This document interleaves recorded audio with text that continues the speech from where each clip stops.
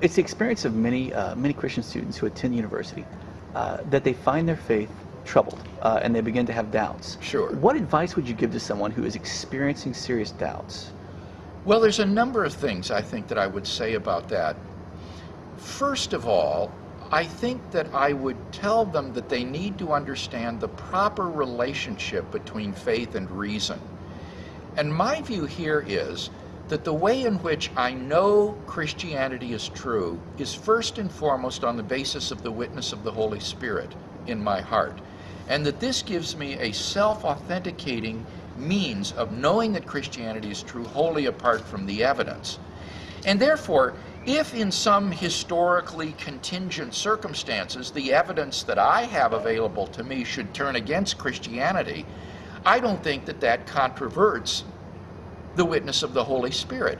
In such a situation, I should regard that as simply a result of the contingent circumstances that I'm in, and that if I were to pursue this with due diligence and with time, I would discover that in fact the evidence, if I could get the correct picture, would support exactly what the witness of the Holy Spirit tells me. So I think that's very important to get the relationship between faith and reason right. Otherwise, what that means is that our faith is dependent upon the shifting sands of evidence and argument, which change from person to person, place to place, and generation to generation.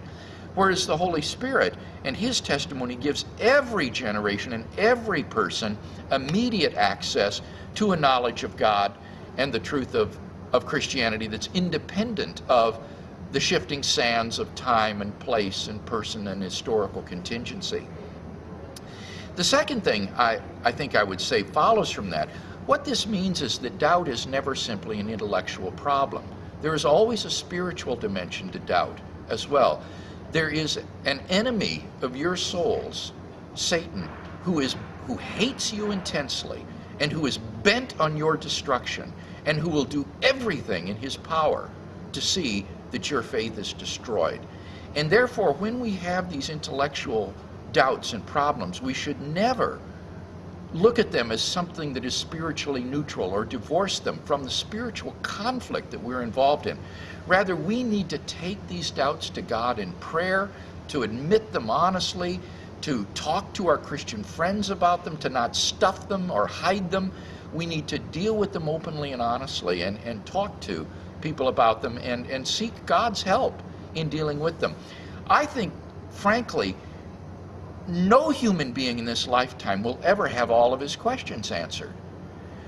There's always going to be a question bag on the shelf of unanswered questions that we haven't had time to deal with in this lifetime. So that the key to victory in the Christian life is not having all your questions answered. The key to victory is learning how to live with unanswered questions. That's the real key. How do you allow unanswered questions not to become destructive doubts?